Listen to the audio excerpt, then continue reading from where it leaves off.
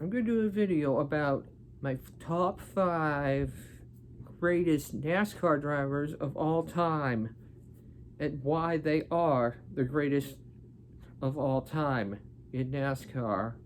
And without further ado, let's get to number 5.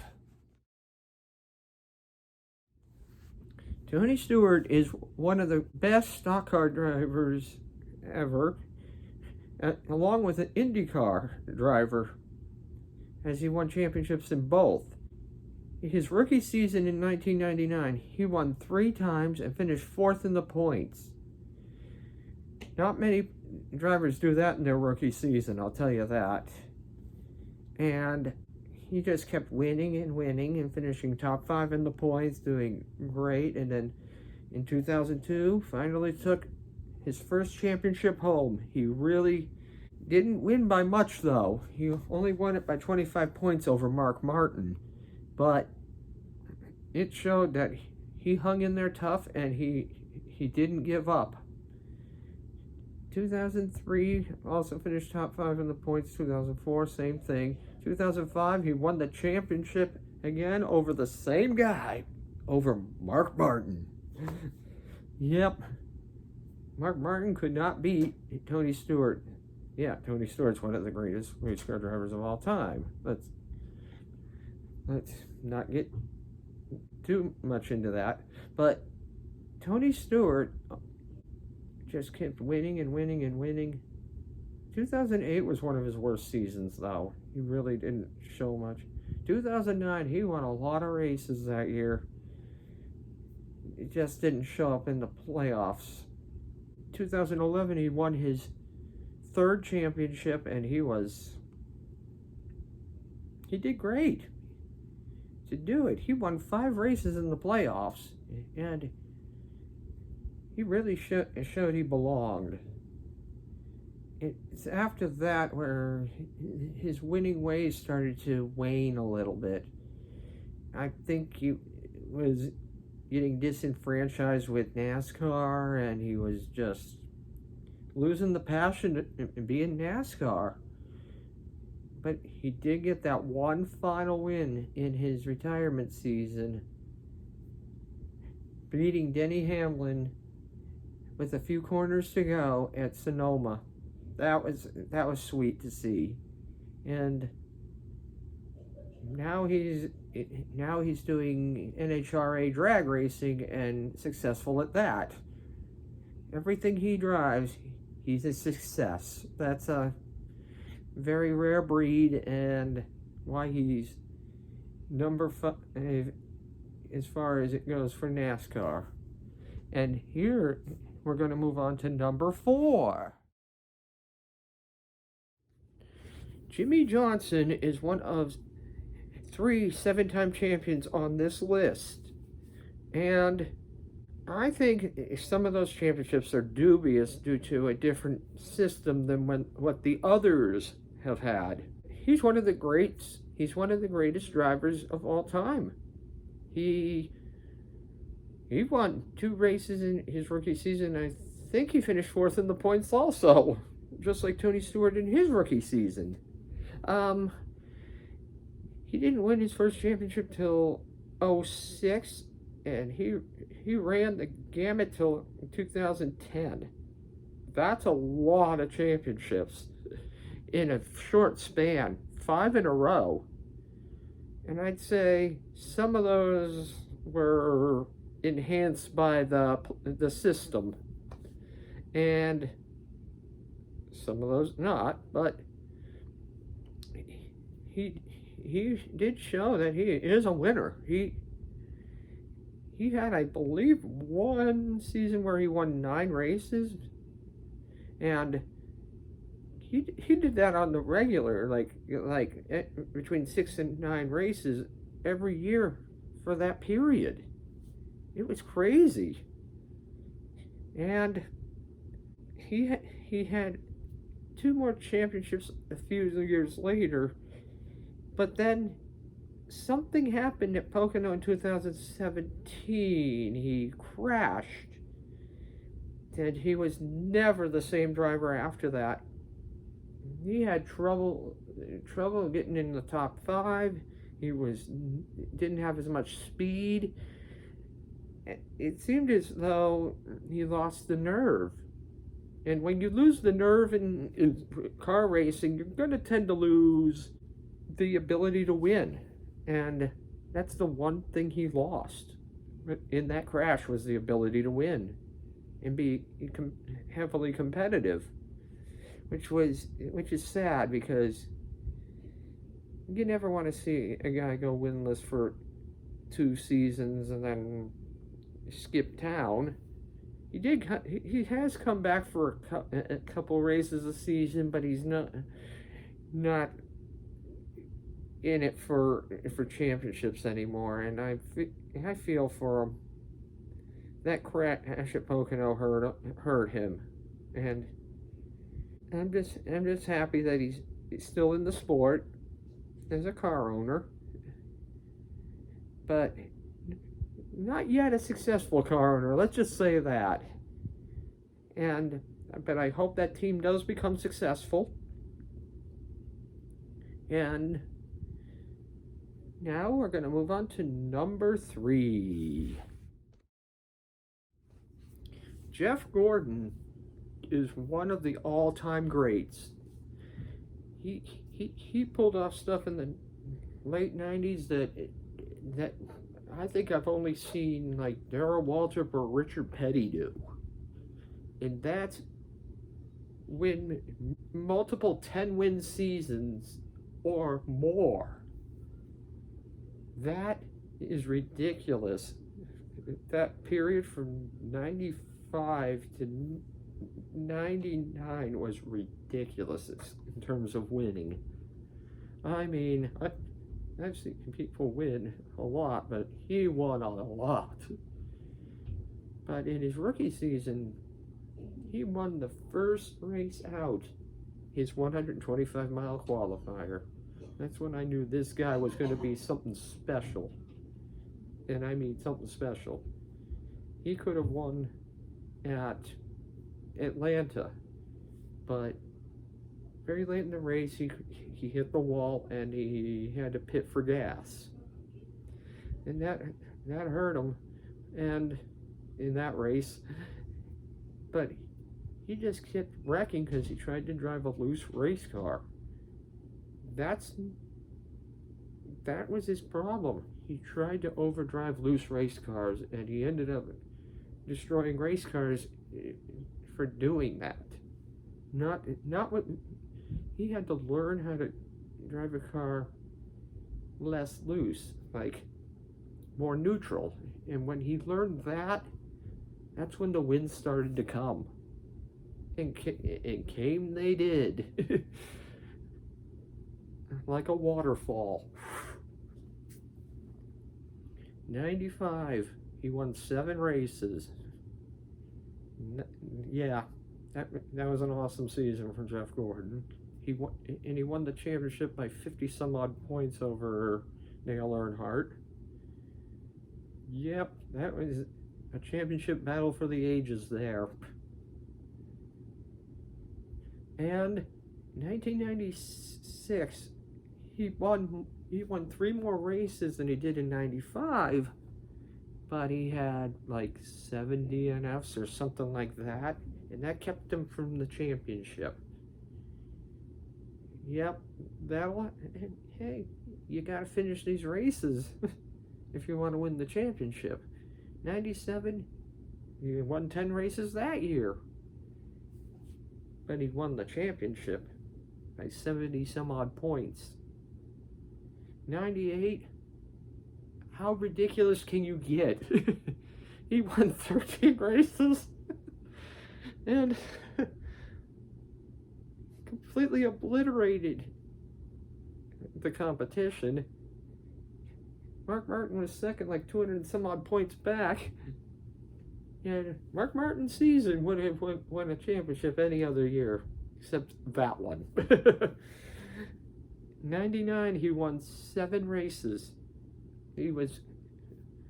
2000 wasn't exactly his best season. He won like 2 or 3 races, and was not even a championship contender that year. 2001, he won the championship.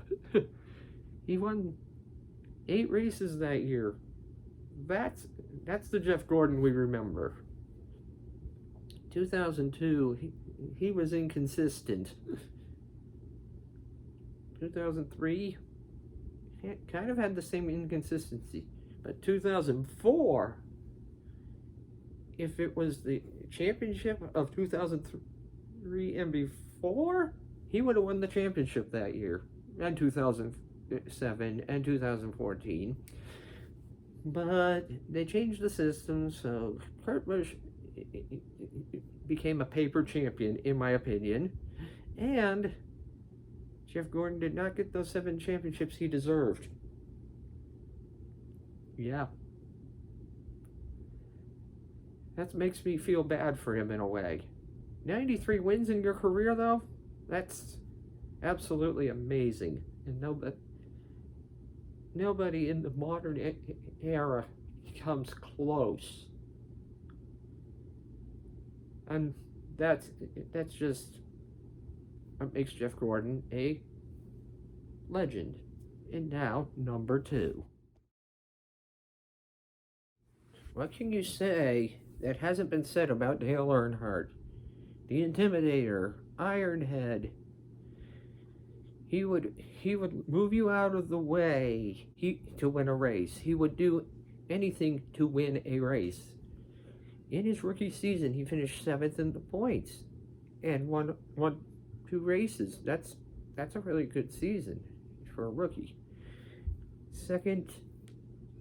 His second season, he went on to win the championship. That was his first championship, but it wasn't with Richard Childress. It was with Rod Osterland's team. And he sold the team to J.D. Stacy, so Dale Earnhardt did not want to drive for J.D. Stacy, so he went over to Richard Childress Racing for the first small stint. But Richard Childress said, my team isn't good enough for you, so I'm going to loan you out to Bud Moore. So he drove 2 seasons for Bud Moore, which really weren't his best seasons. They weren't that great. Then he went back to Richard Childress Racing in 1984, and the rest is history, because he wins the championship in 1986 and 1987, and in pretty decent fashion in 1987. And 1989 he came up short. 1988 he came up just this short too. 1990 and 91 he won the championship. 93 and 94 he won the championship.